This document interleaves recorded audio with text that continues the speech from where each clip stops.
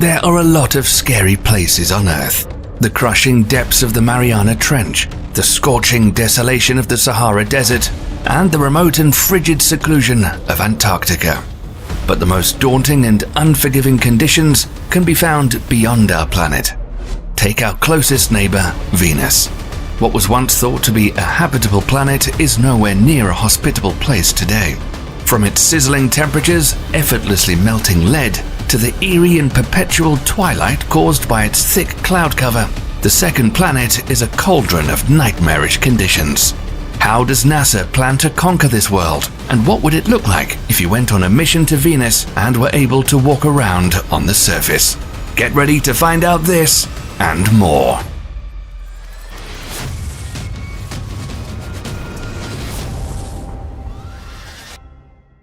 Human curiosity knows no boundaries. We relentlessly strive to discover uncharted realms both on Earth and in the vast expanse of space. When exploring environments of extreme conditions here on Earth, we wear protective suits for safety. But could such equipment protect us while standing on the surface of Venus's blistering terrain? Let's say that you're on a mission to Venus in a ship that's built to withstand the incredible temperatures and pressures of this hellish world. The closest distance to Venus is roughly 24 million miles. If the rocket traveled at the speed of Venus Express, it would take roughly 5 months to take you there. As you travel toward Venus, the brightest planet in the solar system would appear as a shiny white sphere in the distance. Descending onto Venus through its upper atmosphere, the ship would be subject to ferocious winds, averaging 250 miles per hour. This speed is much faster than hurricanes and tornadoes on Earth, and about 60 times faster than Venus rotates on its axis. So you might expect to experience severe turbulence, and that would just be the first of many threatening dangers. The next of which are clouds of sulfuric acid rain. But it's not the kind of rain we think about here on Earth. There are several potential sources of sulfur on Venus, including volcanic activity. Venusian volcanoes release sulfur dioxide and other sulfur compounds into the atmosphere. In the upper atmosphere, sulfur dioxide reacts with water vapor to produce sulfuric acid. This reaction is catalyzed by sunlight. The sulfuric acid formed then condenses to form droplets, creating clouds as much as 10 miles thick that blanket the planet. These sulfuric acid clouds can produce precipitation. The surface temperature of Venus is extremely high, hotter than a conventional oven. As the sulfuric acid droplets fall towards the surface, they evaporate before reaching the ground due to the extreme temperatures. The acid droplets re-evaporate into the atmosphere, where they enter the chemical cycle once again. Now, that sulfuric acid probably isn't enough to corrode through a spacecraft passing through it, but it's possible it could pose some challenges, especially to visibility. Of course, the ship's navigation would likely be computer-controlled, and you could possibly land on the surface. As your ship reaches the ground, and it's time to go outside and explore, there's a new dangerous obstacle. The surface of Venus is incredibly hot, with average temperatures around 870 degrees Fahrenheit. That's even hotter than the surface of Mercury, despite Venus being farther from the Sun. That's because those thick clouds of sulfuric acid that we previously mentioned cause a potent greenhouse effect. But let's imagine that scientists have achieved a remarkable leap in technological advancement and created a much more durable spacesuit. We talked about those incredibly hot surface temperatures, and they don't drop even on the planet's night side. And since Venus hardly tilts on its axis, landing on the planet's poles wouldn't help either.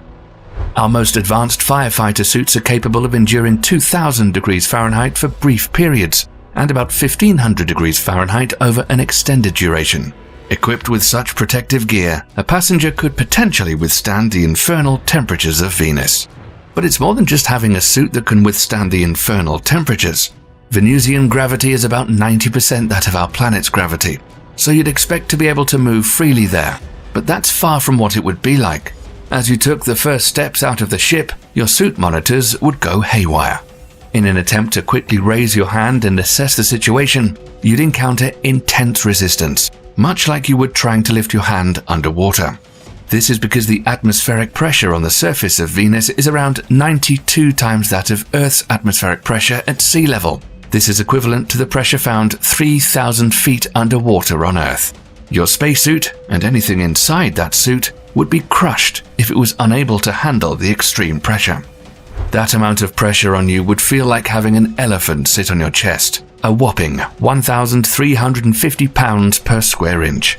Your protective gear would have to be as tough as those submarines that dive into the ocean's abyss on the deepest exploration missions. But let's say that you're in some type of exploration vehicle or special robotic suit that could handle the heat and pressure. The troubles have just started. Filled with sulfuric acid, Venusian clouds reflect approximately 70% of sunlight. This makes the planet's surface poorly lit, so you wouldn't be able to see anything beyond several miles. A person in a protective vehicle or suit on the surface of Venus could hardly distinguish between day and night.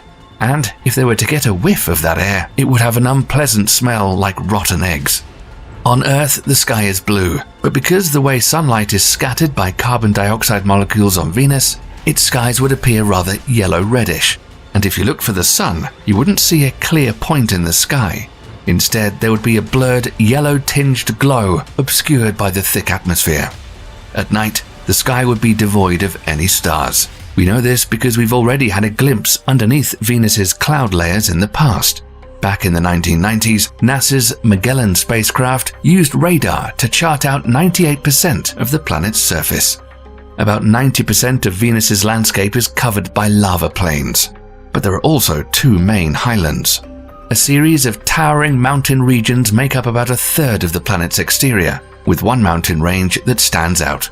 Maxwell Montes stretches 540 miles long and about 7 miles high. The planet's terrain is filled with craters, enormous volcanoes, sprawling rivers of lava that can stretch for up to 3,000 miles, and mysterious ring-like formations called crowns. And then there are intricate landscapes called tessera, the areas on Venus marked by their unique patterns of connected blocks of crust. But overall, the planet's surface is quite flat, even though it might not look like it if you were standing there. Scientists think that the thick atmosphere would bend light in a way that distorts the landscape, making it look weird. It would create an illusion where things seem like they're curving upward around you. We witness similar visual illusions on Earth during extreme heat, when air refracts light to create mirages, like objects appearing magnified or displaced from their actual position.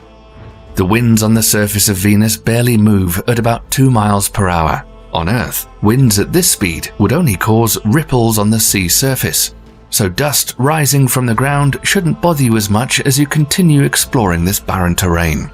There's also lightning on Venus, but unlike here on our planet, it never reaches the ground, occasionally lighting up the sky. And there are no rainstorms. Today, Venus is devoid of any water, although it wasn't always like that. Venus has many active volcanoes, some much larger and more active than those on Earth. While you need not fear quakes due to the lack of tectonic movement on Venus, it's crucial to stay vigilant.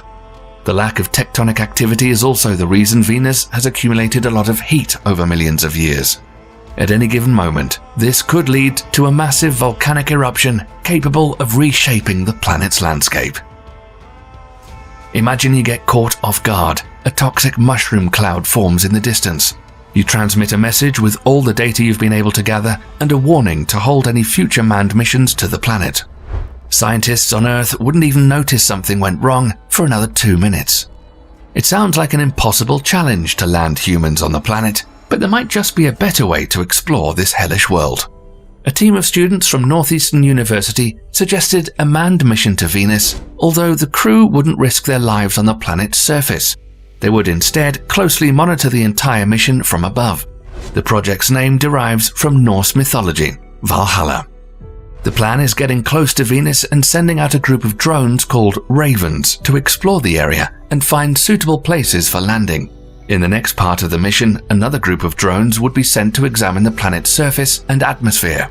These drones, known as wolves, would carry cameras and sensors to gather data for around 3 to 5 hours until they are eventually destroyed due to the planet's harsh environment. Instead of waiting 2 minutes for a signal to reach our planet, there would only be a 10-second delay between the drone systems and the main computer on the spaceship. Being this close to Venus, a crew of humans could respond rapidly if any unexpected problems arise. If NASA ever does decide to make this project a reality, it would be the furthest any human has ever been in space. So far, NASA has other missions planned. Despite its unchanging nightmarish conditions, recent studies showed Venus has pockets of livable conditions too. In fact, it could have been the very first habitable planet in the entire solar system, having had an Earth-like climate and surface oceans of liquid water. According to computer modeling, the planet could have been habitable for approximately 2 billion years. But scientists have had a lot of questions, and to answer them, they need more data. The Da Vinci mission, expected to take place no earlier than 2029, will investigate the planet's atmosphere as the probe descends onto the surface, taking close images of the Venusian landscape. NASA hopes to study the origin of the planet's atmosphere, discover chemical signatures of once-present oceans, the rate of current volcanic activity, and the nature behind the highland regions. Researchers estimate that the probe should last about 1 hour before falling and crashing to the surface. The goal of another mission, set to launch in 2031, is to find out where the paths of Venus and Earth separated. The Veritas spacecraft will study geologically active regions, rock composition, and map the surface of the planet in high resolution. Meanwhile, the European Space Agency has been at work on their next Venus orbiter. The Envision mission, scheduled for launch in the early 2030s, aims to dive even deeper into Venus's mysteries. The mission will specifically focus on investigating volcanic gases in the planet's atmosphere, analyzing its surface composition, and probing its inner structure. The next decade could reveal more than we've ever known about this mysterious world. But until then, we could witness an historic event, the world's first private mission to Venus. After scientists found a potential biosignature in the planet's atmosphere, Rocket Lab was inspired to explore further. The mission could happen as soon as 2025 and provide answers for some long-standing questions. By studying how Venus evolved over billions of years, we could learn more about its history and what might lie ahead. Perhaps these missions will reveal if Venus could someday become a place fit for colonization. Because of its close location and some Earth-like features, Venus could be a better candidate as a second home compared to Mars. The journey to Venus would take less time, and people would not have to adjust to gravity since it's nearly identical to Earth's. In theory, there are several ways to terraform this hostile world. If Venus doesn't have a runaway greenhouse effect, its average surface temperature would be approximately -40 degrees Fahrenheit.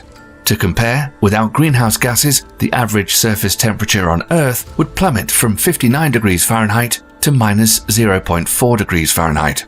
If we could somehow bring an entire ocean to Venus, we could potentially clear away some of the dust from its air and make carbon dioxide fall onto the planet's surface, turning into a solid. To do this, we could hit Venus with really cold objects, like icy comets, which would make water vapor and clouds. These clouds wouldn't just provide a large water source, but also help cool the planet down.